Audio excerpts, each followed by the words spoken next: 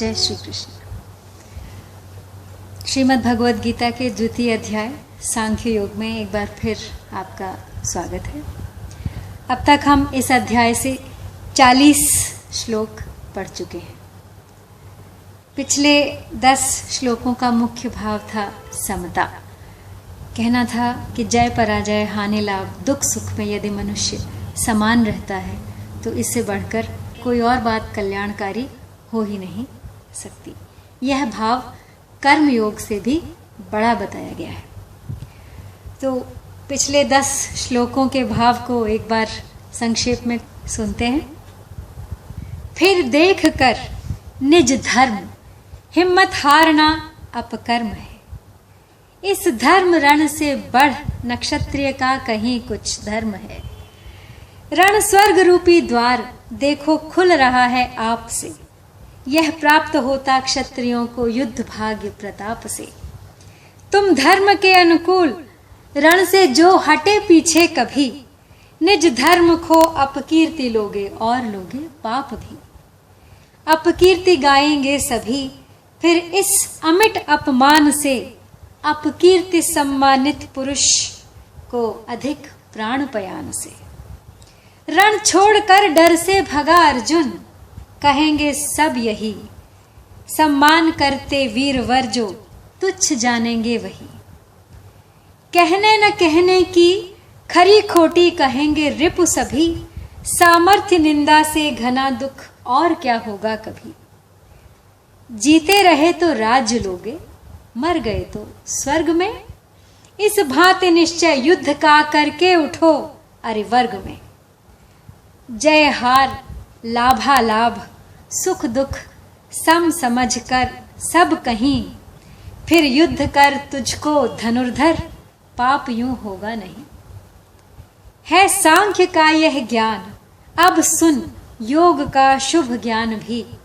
हो युक्त जिससे कर्म बंधन पार्थ छूटेंगे सभी। आरंभ इसमें है अमिट, यह विघ्न बाधा से परे। इस धर्म का पालन तनिक भी सर्व संकट को हरे।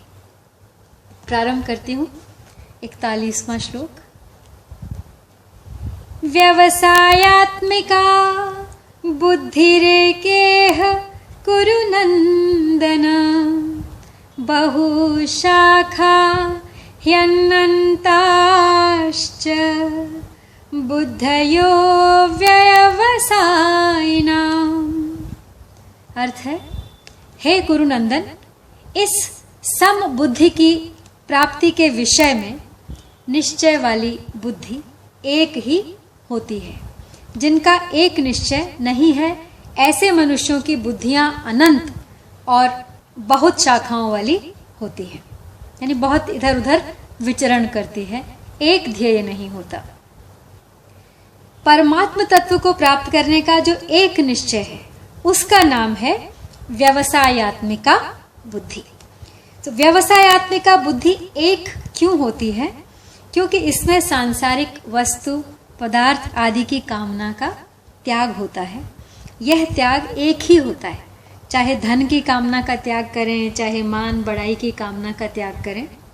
परंतु ग्रहण करने में अनेक चीज़ें होती हैं, क्योंकि एक एक चीज़ अनेक तरह की होती है। जैसे एक ही मिठाई अनेक तरह की होती है, अतः इन चीज़ों की कामनाएं भी अनंत होती हैं। वास्तविक उद्देश्य एक ही होता है। जब तक मनुष्य का एक उद्देश्य नहीं होता तब तक उसके अनंत उद्देश्य रहते हैं, और एक एक उद्देश्य की अनेक शाखाएं होती हैं, उसकी अनंत कामनाएं होती हैं, और एक एक कामना की पूर्ति के लिए अनेक उपाय होते हैं, और मनुष्य जीवन भर उन्हीं उपायों में लगा रहता है। अव्यवसायी मनुष्यों की बुद्धियां अनंत क्यों होती हैं, इसका हेतु आगे के 3 श्लोकों में बताया गया है। यामिमां पुष्पितां वाचं प्रवदन्य विपक्षितः वेदवादरताः पार्थ नान्यदस्तीति वादिनः। कामात्मानः स्वर्गपरा जन्म कर्म फलप्रदां क्रिया विशेष बहुलाम भोगैश्वर्य गतिम प्रति। तो दोनों श्लोकों का एक साथ अर्थ बताती हूँ।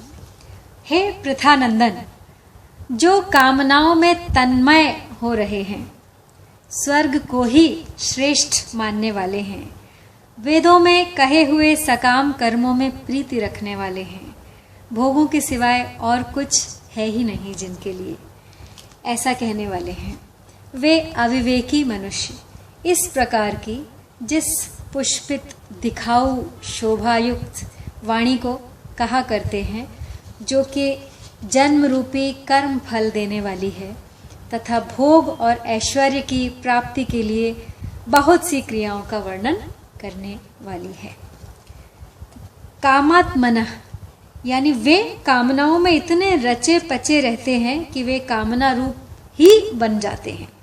उनको अपने में और कामना में भिन्नता ही नहीं दिखती।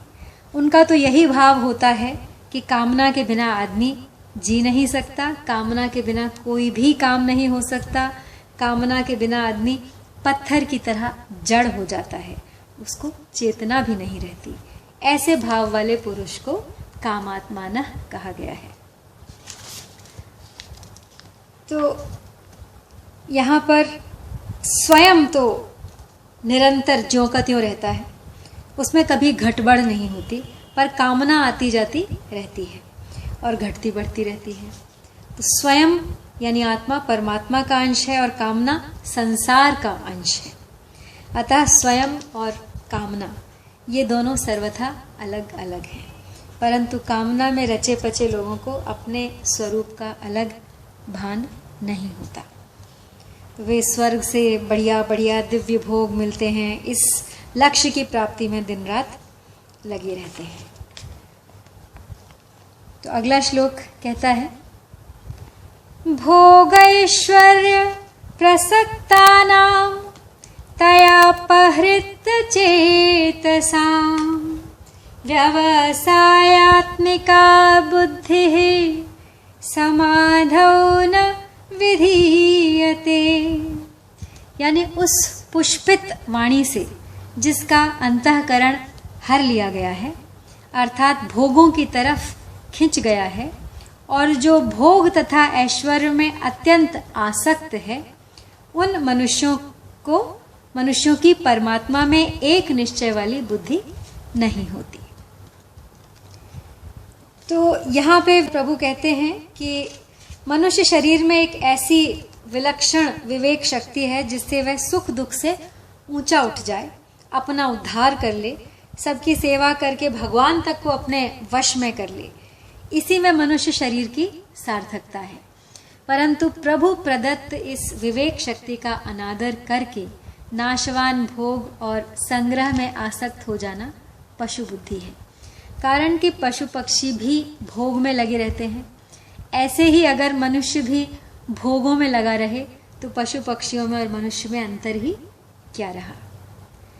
तो अगर अपने कल्याण में कोई बाधा है तो वह है भोग और ऐश्वर्य और संग्रह की इच्छा। जैसे जाल में फंसी हुई मछली आगे नहीं बढ़ सकती, ऐसे ही भोग और संग्रह में फंसे हुए मनुष्य की दृष्टि परमात्मा की तरफ बढ़ ही नहीं सकती। इतना ही नहीं, भोग और संग्रह में आसक्त मनुष्य परमात्मा की प्राप्ति का निश्चय भी नहीं कर सकता। जो संसार को सच्चा मानता है उसके लिए कर्म योग शीघ्र सिद्धि देने वाला है। काम करो फल मिल जाएगा। कर्मयोगी अपने कर्तव्य कर्मों के द्वारा संसार की सेवा करता है, अर्थात प्रत्येक कर्म निष्काम भाव से केवल दूसरों के हित के लिए करता है। वह दूसरों के सुख से प्रसन्न और दूसरों के दुख से करुणित होता है। दूसरों को सुखी देखकर प्रसन्न होने से उसमें भोग की इच्छा नहीं रहती और दूसरों को दुखी देखकर करुणित होने से उसमें संग्रह की इच्छा नहीं रहती। तो किसी बात को पुष्ट करना हो तो पहले उसके दोनों पक्षों को सामने रख कर फिर उसको पुष्ट किया जाता है। तो यहाँ भगवान निष्काम भाव को पुष्ट करना चाहते हैं, अतः आगे के श्लोक में निष्काम होने की प्रेरणा करते हैं। तो अगला श्लोक है, त्रैगुण्य विषया वेदा निस्त्रैगुण्यो भवार्जुन निर्द्वन्द्वो नित्यसत्त्वस्थो निर्योगक्षेम आत्मवान। यह वेदों से तात्पर्य वेदों के उस अंश से है जिसमें तीनों गुणों का और तीनों गुणों के कार्य, स्वर्ग आदि भूमियों का, भोग भूमियों का वर्णन है। तो एक ही विषय में, यहाँ निर्द्वंद्व शब्द का अर्थ स्पष्ट करती हूँ पहले। एक ही विषय में, एक ही वस्तु में दो भाव कर लेना द्वंद्व है। परंतु जहाँ विषय वस्तु अलग अलग होते हैं वहाँ द्वंद्व नहीं होता। जैसे प्रकृति और पुरुष, जड़ और चेतन, इन दोनों को अलग अलग समझना द्वंद्व नहीं है। ऐसे ही संसार से विमुख होकर भगवान के सम्मुख हो जाना द्वंद्व नहीं है। परंतु केवल संसार में ही दो भाव, राग द्वेष, हर्ष शोक, सुख दुख आदि हो जाएं तो यह द्वंद्व हो जाता है और मनुष्य इसी द्वंद्व में फंसता है। तो भगवान कहते हैं कि हे अर्जुन, तू तीनों गुणों के कार्य रूप संसार की इच्छा का त्याग करके असंसारी बन जा और संसार से ऊंचा उठ जा। तू संपूर्ण द्वंद्वों से रहित हो जा। तू योग और क्षेम की इच्छा भी मत रख, क्योंकि जो केवल मेरे परायण होते हैं उनके योग क्षेम का वहन मैं स्वयं करता हूं। तू केवल परमात्मा के परायण हो जा, एक परमात्मा प्राप्ति का ही लक्ष्य रख। तो वास्तव में जड़ चेतन, सत असत, नित्य अनित्य, नाशवान अविनाशी आदि का भेद ही द्वंद्व है। योग और क्षेम की चाहना भी द्वंद्व है। द्वंद्व होने से सब कुछ भगवान ही है, इस वास्तविकता का अनुभव नहीं होता। कारण कि जब सब कुछ भगवान ही है तो फिर जड़ चेतन आदि का द्वंद्व कैसे रहेगा। इसलिए भगवान ने अमृत और मृत्यु, सत और असत दोनों को ही अपना स्वरूप बताया है। अब तीनों गुणों से रहित निर्द्वंद्व आदि हो जाने से क्या होगा। यावानर्थ उदपाने सर्वतः संप्लुतोदके तावान सर्वेषु वेदेषु ब्राह्मणस्य विजानतः। अर्थ है, जल से सर्वथा परिपूर्ण, स्वच्छ, निर्मल, महान सरोवर के प्राप्त होने पर मनुष्य को छोटे छोटे जलाशयों की कुछ भी आवश्यकता नहीं रहती। कारण कि छोटे से जलाशय में अगर हाथ पैर धोए जाएं तो उसमें मिट्टी घुल जाने से वह जल स्नान के लायक नहीं रहेगा। उसमें स्नान किया जाए तो वह जल कपड़े धोने लायक नहीं रहेगा। यदि उसमें कपड़े धोए जाएं तो वह जल पीने लायक नहीं रहेगा। परंतु महान सरोवर के मिलने पर उसमें सब कुछ करने पर भी कुछ फर्क नहीं पड़ता। अर्थात उसकी स्वच्छता, निर्मलता, पवित्रता वैसी की वैसी ही बनी रहती है। तो ऐसे ही जो मनुष्य, जो महापुरुष परमात्मा तत्व को प्राप्त हो गए, उनके लिए वेदों में कहे हुए यज्ञ, दान, तप, तीर्थ, व्रत आदि जितने भी पुण्यकारी कार्य हैं उन सब का कोई मतलब नहीं है। वे पुण्यकारी कार्य उनके लिए छोटे छोटे जलाशयों की तरह हो गए। ऐसा ही दृष्टांत आगे भी दिया गया है। तो परिशिष्ट भाव हुआ कि सांसारिक भोगों का अंत नहीं है। अनंत ब्रह्मांड हैं और उनमें अनंत तरह के भोग हैं, परंतु उनका त्याग कर दें, उनसे असंग हो जाएं तो उनका अंत आ जाता है। ऐसे ही कामनाएं भी अनंत होती हैं, परंतु उनका त्याग कर दें, निष्काम हो जाएं तो उनका भी अंत आ जाता है। तो भगवान ने 39वें श्लोक में जिस सम बुद्धि यानी समता की बात कही थी और अर्जुन को सम होने की आज्ञा दी थी, अब आगे के श्लोक में उसकी प्राप्ति के लिए कर्म करने की आज्ञा देते हैं। तो ये श्लोक आप सबका सुना है। गीता का असली ज्ञान यही माना जाता है। कर्मण्येवाधिकारस्ते मा फलेषु कदाचन माँ कर्म फल हेतुर्भू माते संगोस्त्वकर्मणि। यानी कर्तव्य कर्म करने में ही तेरा अधिकार है, फलों में कभी नहीं। अतः तू कर्म फल का हेतु भी मत बन और तेरी कर्म न करने में भी आसक्ति न हो। मनुष्य के शरीर में दो बातें हैं, पुराने कर्मों का फल भोग और नया पुरुषार्थ। दूसरी योनियों में केवल पुराने कर्मों का फल भोग है, अर्थात कीट पतंग पशु पक्षी देवता ब्रह्म लोक तक की भोग योनियां हैं। इसलिए उनके लिए ऐसा करो ऐसा मत करो यह विधान नहीं है। उनके द्वारा किया जाने वाला कर्म उनके प्रारब्ध के अनुसार पहले से ही रचा हुआ है। तो यहाँ परिशिष्ट भाव यही है कि एक कर्म विभाग है और एक फल विभाग। तो मनुष्य का कर्म विभाग में ही अधिकार है, फल विभाग में नहीं। कारण है कि नया पुरुषार्थ होने से कर्म विभाग यानी करना मनुष्य के अधीन है और पूर्ववृत्त कर्मों का भोग होने से फल विभाग यानी होना प्रारब्ध के अधीन है, भाग्य के अधीन है। कर्म योग की दृष्टि से देखें तो मनुष्य को जो साधन सामग्री वस्तु योग्यता और सामर्थ्य मिली है वह प्रारब्ध है और उसका सदुपयोग करना अर्थात उसको अपना और अपने लिए न मानकर प्रत्युत दूसरों का और दूसरों के लिए मानकर उनकी सेवा में लगाना ही पुरुषार्थ है। कर्मयोग में मुख्य बात है कि अपने कर्तव्य के द्वारा दूसरे के अधिकार की रक्षा करना और कर्म फल का अर्थात अपने अधिकार का त्याग करना। दूसरे के अधिकार की रक्षा करने से पुराना राग मिट जाता है और अपने अधिकार का त्याग करने से नया राग पैदा नहीं होता। इस प्रकार पुराना राग मिटने से, नया राग पैदा न होने से कर्मयोगी वीतराग हो जाता है। वीतराग होने पर उसको तत्व ज्ञान हो जाता है, कारण कि तत्व ज्ञान की प्राप्ति में नाशवान असत वस्तुओं का राग ही बाधक है। रागो लिंगम बोधस्य चित्त व्यायाम भूमिषु कुतः शाद्वलता यस्य यस्याग्नि कोटरोतरो। तात्पर्य है कि वस्तु, व्यक्ति और क्रिया में मन का जो राग खिंचाव है यह अज्ञान का खास चिन्ह है। जैसे किसी वृक्ष के कोटर में आग लगी हो तो वह वृक्ष हरा भरा नहीं रहता, सूख जाता है। ऐसे ही जिस मनुष्य के भीतर राग रूपी आग लगी हो, राग द्वेष ईर्ष्या इत्यादि आग लगी हो, क्रोध मोह लोभ, उसको कभी शांति नहीं मिल सकती।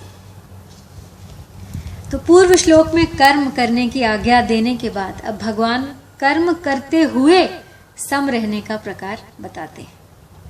कहते हैं योगस्थः कुरु कर्माणि संगम त्यक्त्वा धनंजय सिद्धया सिद्धयोः समो भूत्वा समत्वं योग उच्यते। हे धनंजय, तू आसक्ति का त्याग करके सिद्धि आसिद्धि में सम होकर योग में स्थित हुआ कर्मों को कर, क्योंकि समत्व ही योग कहा जाता है। संग त्यक्त्वा, संगम त्यक्त्वा यानी किसी भी कर्म में, किसी भी कर्म के फल में, किसी भी देश काल घटना परिस्थिति अंतःकरण बहिकरण आदि प्राकृत वस्तु में तेरी आसक्ति न हो, तभी तू निर्लिप्तता पूर्वक कर्म कर सकता है। अगर तू कर्म फल आदि किसी में भी चिपक जाएगा तो निर्लिप्तता कैसे रहेगी, और निर्लिप्तता रहे बिना वह कर्म मुक्तिदायक कैसे होगा।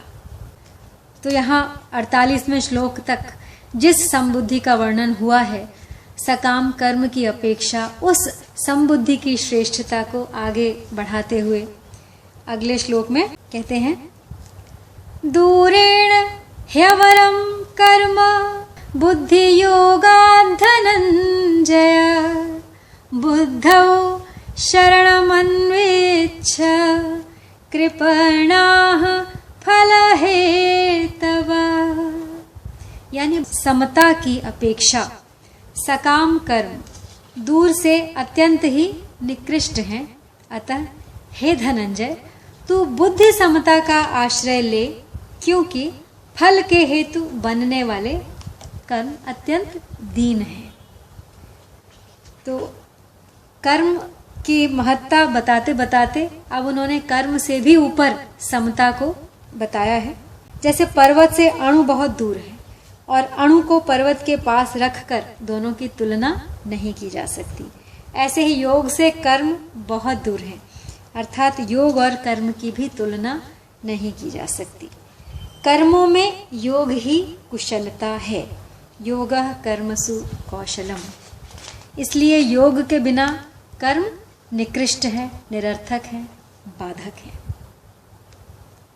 तो गीता में कर्म योग के लिए 3 शब्द आए हैं, बुद्धि योग, बुद्धि योग। तो कर्म योग में कर्म की प्रधानता नहीं है, प्रत्युत योग की प्रधानता है। योग बुद्धि और बुद्धि योग तीनों का एक ही अर्थ है।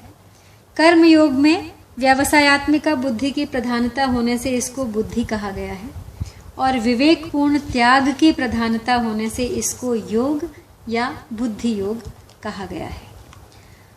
ध्यान योग में मन की और कर्म योग में बुद्धि की प्रधानता है। मन के निरोध में स्थिरता और चंचलता दोनों बहुत दूर तक रहती हैं, क्योंकि इसमें साधक मन को संसार से हटाना और परमात्मा में लगाना चाहता है। तब तक मन का सर्वथा निरोध नहीं हो सकता, इसलिए समाधि तक पहुंचने पर भी समाधि और व्युत्थान ये 2 अवस्थाएं रहती हैं। परंतु बुद्धि की प्रधानता रहने पर कर्म योग में विवेक की मुख्यता रहती है। विवेक में सत और असत दोनों रहते हैं। कर्मयोगी असत वस्तुओं को सेवा सामग्री मानकर उनको दूसरों की सेवा में लगा देता है, जिसको असत का त्याग शीघ्र और सुगमता पूर्वक हो जाता है। मन का निरोध करना निरंतर नहीं होता, प्रत्युत समय समय पर और एकांत में होता है। परंतु व्यवसायत्मिका बुद्धि अर्थात बुद्धि का एक निश्चय निरंतर रहता है। तो पूर्व श्लोक में जिस बुद्धि के आश्रय की बात बताई गई है, अब आगे के श्लोक में उसी बुद्धि के आश्रय का फल बताया गया है। और आज का अंतिम श्लोक, बुद्धि युक्तो जहातीह उभे सुकृत दुष्कृते तस्माद्योगाय युज्यस्व योगः कर्मसु कौशलम। यानी बुद्धि समता से युक्त मनुष्य यहाँ जीवित अवस्था में ही पुण्य और पाप दोनों का त्याग कर देता है। अतः तू योग समता में लग जा, क्योंकि कर्मों में योग ही कुशलता है। यहाँ इस श्लोक में आए योग कर्मसु कौशलम पदों पर विचार करें तो इसके 2 अर्थ लिए जा सकते हैं। कर्मसु कौशलम योगः अर्थात कर्मों में कुशलता ही योग है। कर्मसु योगः कौशलम अर्थात कर्मों में योग ही कुशलता है। तो इन दोनों पदों में भगवान ने योग की परिभाषा नहीं बताई है, प्रत्युत योग की महिमा बताई है। अगर इन पदों का अर्थ कर्मों में कुशलता ही योग है ऐसा किया जाए तो क्या आपत्ति है? अगर ऐसा अर्थ किया जाएगा तो जो बड़ी कुशलता से सावधानी से चोरी करता है, चोरी रूप कर्म भी योग हो जाएगा, क्योंकि कुशलता से किया गया है। अतः ऐसा अर्थ करना अनुचित है। कोई कह सकता है कि हम तो विहित कर्मों को ही कुशलता पूर्वक करने के नाम को योग मानते हैं, परंतु ऐसा मानने से मनुष्य कुशलता पूर्वक सांगोपांग किए गए कर्मों के फल में बंध जाएगा, जिससे उसकी स्थिति समता में नहीं रहेगी। अतः यहाँ कर्मों में योग ही कुशलता है, ऐसा अर्थ लेना ही उचित है। कारण कि कर्मों को करते हुए भी जिसके अंतःकरण में समता रहती है, वह कर्म और उनके फल में बंधेगा नहीं। इसलिए उत्पत्ति विनाशशील कर्मों को करते हुए सम रहना ही कुशलता और बुद्धिमानी है। भगवान योग में स्थिर होकर कर्म करने की आज्ञा देते हैं। योगस्थ कुरु कर्माणि, तात्पर्य है कि कर्मों का महत्व नहीं, प्रत्युत योग समता का ही महत्व है। अर्थात कर्म करो समता की भावना से, योग की भावना से। तो आज यहीं तक आपसे आज्ञा लेती हूं। जय श्री कृष्ण।